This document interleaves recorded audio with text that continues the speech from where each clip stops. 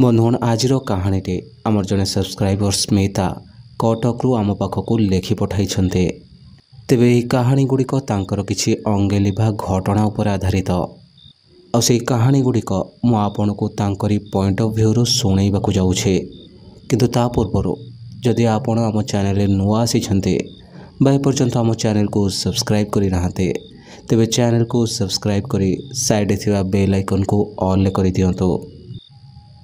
आग काल जितेबाला बिजुड़ी आलुओ नाला सेतबेलर कथाटे कड़े मो जेजेमा कहूथिले राति जितेबाला बहल हुए समस्ते गार्ड निद्रारे शोईगला काले डाहाणी आलुओ बाहर से रास्तार चुपचाप जाऊए रातिर तृतीय पहर से आलुओ कहीं देखते आउ जे देखे से ता आगरे पड़े काले रक्त बांति करी मरी जाए तार विकटाल रूप देखिले ता छाती फाटी जाए।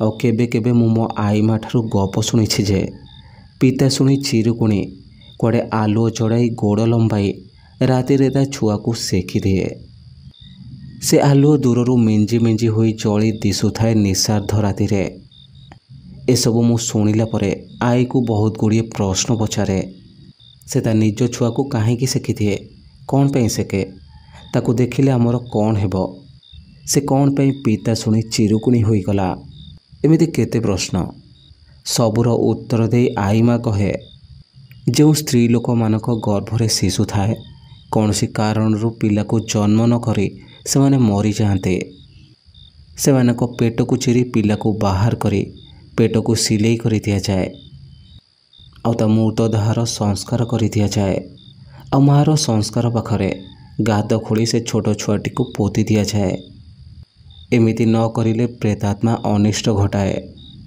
रातिरे से कई कई हुई कांदी उठे पिलाटी को ता पेट आउसी खोजे एति बेले कुआ कुआ राब दे छुआटी ता समाधि पाखरु कांदी उठे ताकू से चिरुकुणी पिता शुणी कोଳରେ धरी खेलाए निया जाली गोड़ लंबई ता मृत पिला को सेकी दिए ता हाबुड़े जे पड़े ईश्वर को स्मरण करी पछे पछे घुंची आसिले बंची जाए नहले से ताकू देखी झाड़ा बांति ज्वर भोगी सुखी सुखी मरी जाए आ सहित रातिर चतुर्थ पहर ग्राम देवती माने एक लाल आलोकर पिंड रूपे भ्रमण करते मो जेजेमा अमल से माने सही देवादेवी को देखिथिबार प्रकाश करते सही आलोकर हाबुड़े पड़िले भक्ति उद्रेककारी मनुष्य को कल्याण करी बाट छाड़ी दियंते और दुष्ट स्वभावर मनुष्य माने देखिले भୟରେ मूर्धनपात होती बोली से माने कहते आम गाँव भी आम जन्म न होइथिबा बेले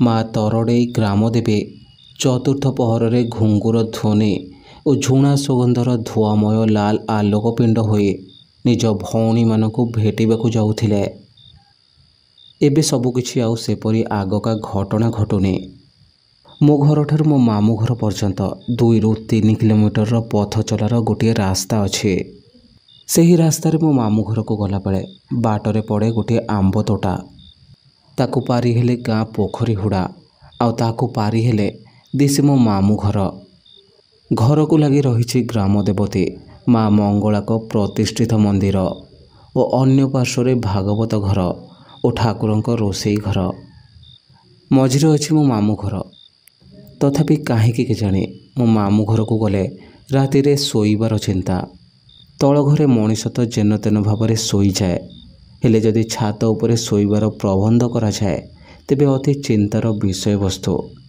माने आम आई और माँ को बाद देले आम समस्त मनरे भय माड़ी आसे इच्छा न थाई मध्य बाध्य मनीष को शोइबाकू पड़े ठीक राति 12टा पर आरंभ हो जाए भयंकर कांड कहीं जड़े पादरे पाउज पिंधि सीढ़ी ऊपर को तल एवं तलरू ऊपर जीवार आभास हुए यही समय पाखरे शोइथिबा निज लोक निदरे शोई पड़िथिले आहुरी भय लगे छात रूम्र जीरो लाइट धपधप हो लिभि जाए और पुणी जली उठे तलकू जाई कहा पाखरे गुंजी होई शोइबाकू भाबिला बेले पलंकरू पाद तलकू पकेइबाकू साहस हुएनि आ जदि साहस करी सीढ़ी रे तलकू जीवाकू आसिल एमिति लागे सीढ़ी ऊपरू किए गोटे आम आड़ को गोड़े आसूची खूब जोर रे ମୋ ସହିତ ଥରେ ଏମିତି ଘଟିଥିଲା।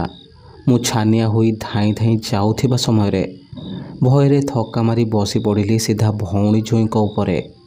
ରୁମ୍ଟା ଅନ୍ଧାର ଥିବାରୁ ଜଣା ପଡ଼ିଲାନି। ମୁଁ ହାଉଳି ଖାଇ ବଡ଼ ପାଟି ଶୁଣି ସେମାନେ ଲାଇଟ୍ ଜଳିବାରୁ ମୁଁ ଲଜ୍ଜିତ ହେଲି। ହେଲେ ମୋ ଦେହର ଲୋମ ଗୁଡ଼ାକ ସବୁ ଠିଆ ହୋଇଯାଇଥିଲା। ମୁଁ ଗୋଟାପଣେ ଥରୁଥାଏ। ସେଦିନ ରାତିରେ ଆଉ ଭଲରେ ନିଦ ହେଲାନି।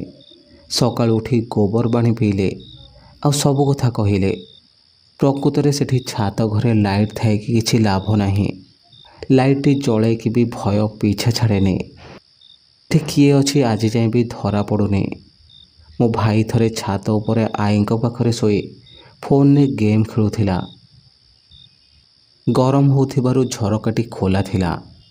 ଅଧରାତିରେ ଗୋଟିଏ ସ୍ତ୍ରୀ ଲୋକ ଝରକା ସେପଟେ ଠିଆ ହୋଇଥିବା ପରି ତାକୁ ଲାଗିଲା। ସେ ନଜର ପକାଇଦେଲା, ତେଣୁ ତା ବୁଦ୍ଧି ହଜିଗଲା। ସେ ଦେଖିବାକୁ କିପରି ଥିଲା ଠିକ୍ ସେ ଜଣାପଡ଼ୁନଥିଲା, ହେଲେ ଶାଢ଼ୀଟିଏ ପିନ୍ଧିଥିବା ଗୋଟିଏ ସ୍ତ୍ରୀ ଲୋକ ପରି ଜଣାପଡ଼ୁଥିଲା। ମୋ ମାମୁଁଙ୍କ ବଡ଼ ପୁଅକୁ ସେ ଗାଢ଼ିକି ଅନେଇଥିଲା ରାଗରେ। ସେ ହଠାତ୍ ମା ମା ବୋଲି ଆଈକୁ ଡାକ ପକାଇଲା, ହେଲେ ତା ପାଟିରୁ କଥା ବାହାରୁ ନଥିଲା। ସେ ଭୟରେ ଥରିକି ହାତ ହଲାଇ ଡାକିଲାରୁ ଝରକା ପଟରୁ ଶୁଭିଲା, ସେ ସ୍ତ୍ରୀ ଲୋକଟି ଖତେଇ ହୋଇ କହୁଛି, ହଁ ମା ମା ଡାକୁଛୁ ନାଇଁ, ରହ ରହ। ଏତିକିବେଳେ ତା ଜେଜେମା ଉଠିଯିବାରୁ ସେ ଧଡ଼ କରି ଝରକା କବାଟଟି ଲଗାଇଦେଲା। ସେ ହଠାତ୍ କୁଆଡ଼େ ଅଦୃଶ୍ୟ ହୋଇଯାଇଥିଲା ଯେମିତି। ଜେଜେମା ଚାରିଆଡ଼େ ନଜର ବୁଲାଇଲେ, କେଉଁଠି କେହି ବି ନଥିଲେ। ସେ ପିଲାଟା ଫୋନ୍ ଗେମ୍ ଖେଳ ଥୋଇଦେଇ ସେ ଚାଦରରେ ମୁହଁ ଘୋଡ଼ାଇ ମୋ ଜେଜେମାଙ୍କ କୋଳରେ ଜାକି ଜୁକି ହୋଇ ଶୋଇପଡ଼ିଲା।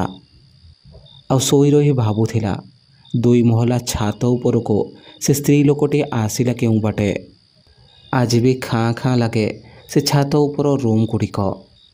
ମାମୁଁ ବି ରାତିରେ କେବେ ଏକା ଶୁଅନ୍ତିନି, ଆଉ ମୁଁ ସେଇଦିନୁ ଛାତ ଉପରେ ଶୋଇବାକୁ ଯାଏନି। ବେଳେବେଳେ ଆମେ ସମସ୍ତେ ଭାବୁ ଆମ ଚାରିପାଖରେ ଦେବାଦେବୀଙ୍କ ମନ୍ଦିର ରହିଥିଲେ ମଧ୍ୟ ଆମକୁ ଡରାଉଛି ତେବେ କିଏ?